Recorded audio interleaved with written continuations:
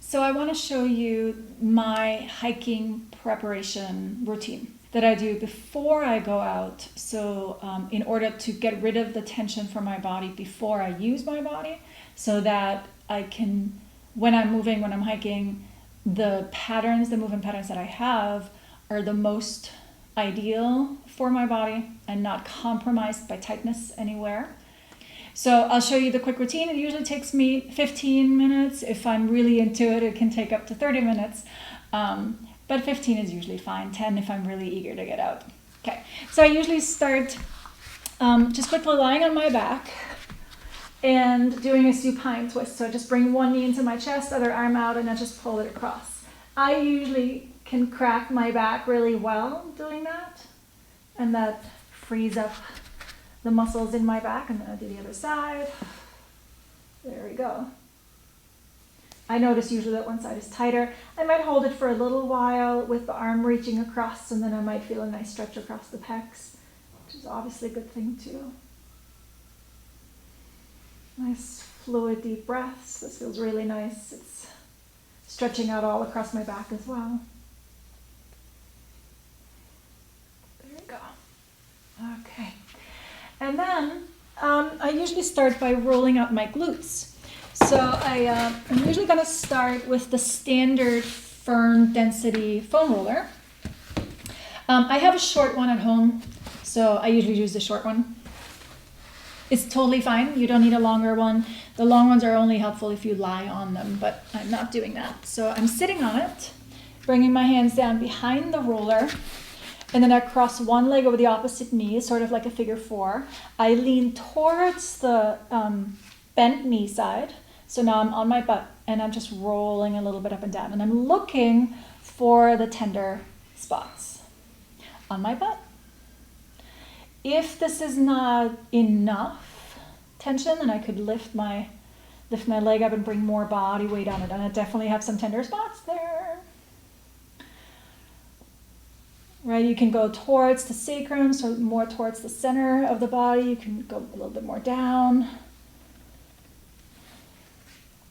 And I do spend quite some time there, to be honest, because this is one of my spots that get tight, so it needs time to let go as well. If the firm roller is too much, then switch to the blue roller, or sorry, a softer roller, no matter what color it is. Mine is blue, but any kind of softer density. Okay, so this is not too bad. I'm going to just switch sides real quick. I usually have one side that's tighter. So I actually usually start on my left, which gets a lot tighter than the right, but the right needs it a little bit too.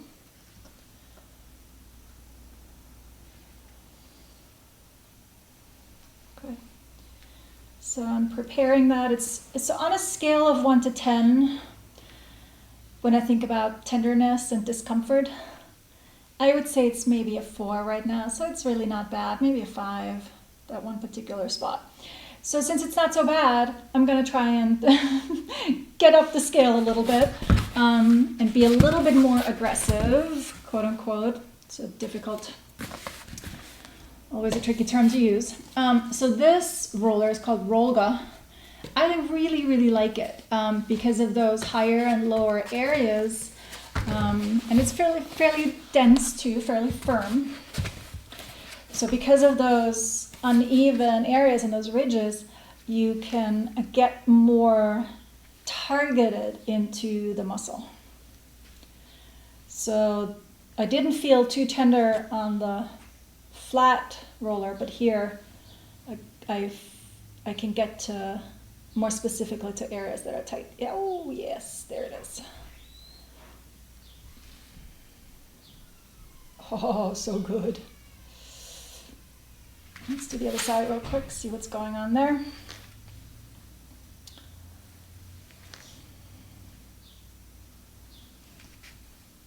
Yep, there it is. Sometimes it takes a little while to find the tender spots. Don't give up. We'll probably find some. Yeah, it feels so good to release that tension. Yes, it hurts in the moment, right? But I know that when I can get rid of that tension, then my movement will be so much better. My walking will be so much better. If I'm traveling, then I don't have this big roller. So then I just either grab a pinky ball, this is called pinky ball, or some kind of spiky ball like this, and I just use that. Now, a little warning, because it's smaller, it gets in deeper into the area, so it can be even, more painful. Yikes. I thought I was doing good, right, even on the roller, and now I'm trying this ball and I'm realizing, nope, there's definitely a problem in there. So maybe if I use the bigger spiky ball, it's a little bit of a bigger surface. It's not quite as firm. Yeah, so that's a little bit nicer, a little bit kinder to me. To be honest, I like the intensity, so I'm not a weenie. I don't mind the intense sensation because I know it's gonna help me. My left side feels a little bit neglected, so let me just do one or two here. 2 moments. So if you've been rolling this whole time with me from the beginning, that's a good time, right? You're probably thinking, oh my God, she's still working on that. Most of us don't spend enough time working out those tender spots, and then all of a sudden one day you wake up and you can't walk and you can't put any weight on your foot. I'm exaggerating and hopefully it doesn't happen to you, but if your piriformis, which is right in here, or any of your deep 6 hip rotators, if you walk on them for a long time, you do a week of hiking or something and you're fine all first 6 days, but then on day 7, all of a sudden it's so painful and you're like, what did I do? It's the accumulation of all of the days without doing any maintenance to it. As if you hike for 5 days and you're not taking a shower. You're going to be stinky at the end of it, right? So just do a little maintenance and then you'll be fine. Okay, so enough of that. I'm going to go back to the standard roller. While I'm working the glute, I might just turn a little bit onto my side and get into the outer hip. Okay, so the lateral hip stabilizes here, can get really tight. Just sigh real quick. I don't feel too much right now, but I know my body, so I know that if I switch to the ball, if I switch to this guy, then I would feel a lot again. Let's do it real quick. Whoops, moving it. Might be a little bit trickier to find,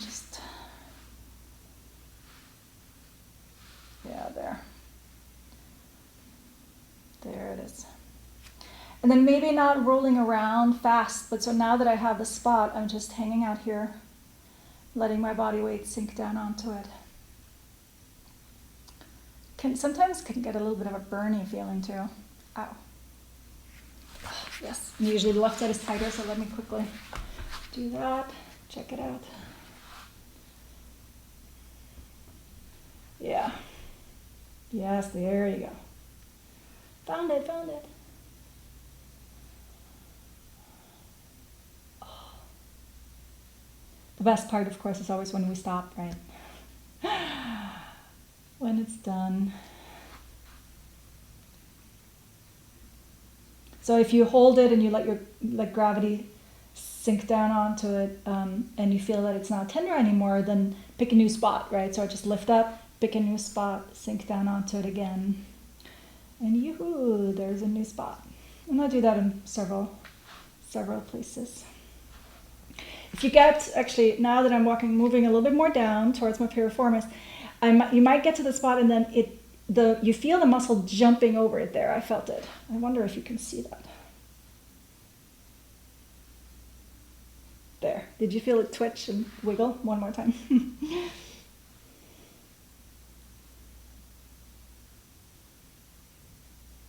There. So the muscle is probably pretty in a knot, so if I roll down over it, it jumps. It doesn't want to soften. It doesn't want to give to the pressure. It sort of resists a little bit. So then what you can do is just go towards it as long as you can, and then don't go too far so that it doesn't jump. but just keep pressuring it. And it's gonna hurt a lot. And then you could come from the other side, right? Then I can go below it and roll up and try and squeeze it, or directly on top of it. Just working that out. Ooh, yes, okay. That kind of feels plenty. I get a little exhausted from that too. Just, I mean, it's uncomfortable, right? So it's fine to be, it's fine to be uncomfortable for a little while is what I'm saying. Okay, and then I'm going to show you two more things. One is a square, and I have a whole different post about that, so I'm going to keep this a little short, but it's called square. It's a great stretch. Just sort of leaning forward. I'm already warmed up, and I've been doing this a lot recently with all the hiking, so I can actually go pretty far forward. So if that works well for you, then you can stack your legs and come forward. That's definitely more tender, but doable. If I don't do this for a while, my knees are way up here and I can't lean forward, really, I promise. I'm not always this flexible. The more often you do it, the better the body reacts to it. And then obviously you would do this on the other side as well. Maybe first starting with the feet on the ground and then stacking. Okay. And then the last thing I'm working is my calves. So I know that for me, my calves get very tight. And I start usually with a calf squeeze. So I'm using the half roller, sitting on my heels. Let me actually turn around. Okay. And I also have a separate post about this, so maybe I'm keeping it a little bit short. We're going a little bit to one side. Ow.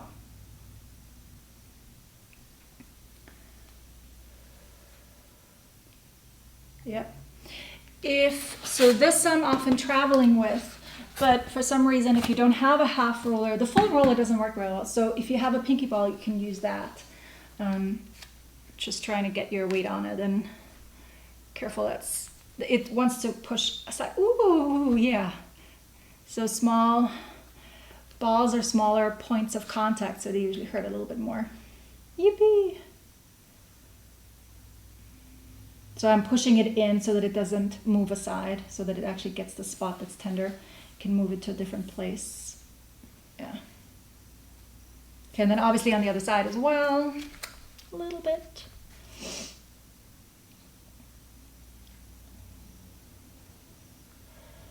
You can totally lean forward if you can't bring your full body weight on it. You can absolutely lean forward. Again, I have a separate post on this, so I'm going to keep this shorter. Thigh stretch, very important. My rectus femoris here, it gets very tight. So I'm at home, I'm scooting up to the couch. So imagine that this wall is the side of the couch, like the armrest part that's a little higher than the seat. And either if you're on carpet, might be okay. If you want extra padding, I'm just putting this little sponge or pillow under my knee.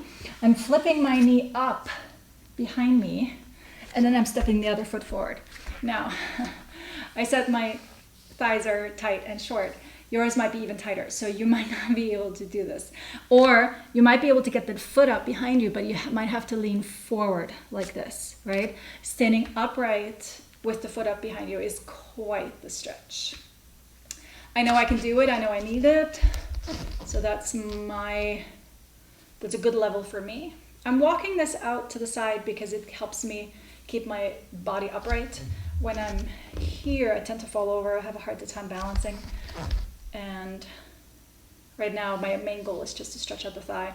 And I'm trying to push my hip forward. That's kind of painful again. Leaning a little bit over towards the supporting leg here. Helps me get a little bit slightly of a different stretch. But even just pressing my pubic bone forward to more of a posterior tilt to tuck, that is what makes the stretch more intense, right? So be careful that you're not arching so much and then you're arching your back, which is not going to help you with the stretch. Pushing your hip forward, that's what will make the stretch more intense. Let me switch sides. Other knee on the sponge, other leg forward. And then I'll walk this out. It's easier for me to balance, trying to find that balance. You can obviously hold on and then I'm trying to push that hip forward. You might not be able to see it. I'm trying. Good. Whew.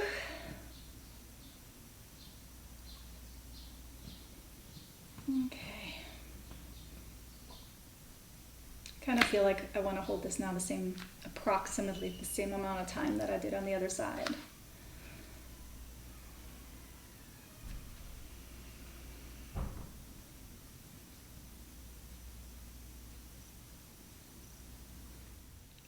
So after all the stuff that I did on the floor, now I'm standing up. Before I'm heading out, I'm using the half roller again, and I just do a calf stretch. So I step the front of the foot onto the half roller, onto the flat side, round side on the bottom, and I'm gonna try to get the heel down. And this should be a pretty good stretch, trying to keep the knees straight.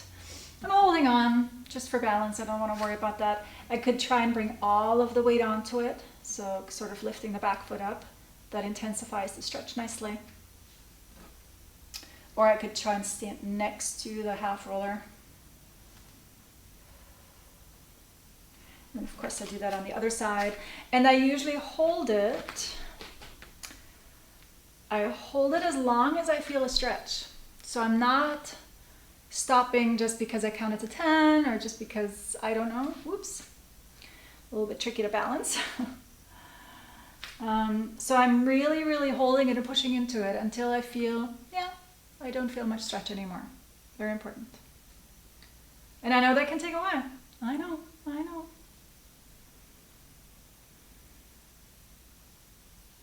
Good. And now that I've prepared my calves, then I'm testing them in a more functional way. So I'm trying to do just the knee bend. So I'm bending my knees as much as I can without my heels coming up. And I do that a few times. So this is again ankle mobility, dorsiflexion of the ankle. Do that a few times. And trying to go deeper down into it, obviously, each time. And then after doing it on 2 legs, I'm actually doing it on 1. So I'll lift one leg up and I just sink down into the other, just letting the other one come up. And this I'm holding a little longer so that gravity can help me. There we go. I'm doing this on the other side. Would be a good balance practice too if you're not holding on. My right leg definitely feels like it has more mobility than the left. So I'm doing this again, second round.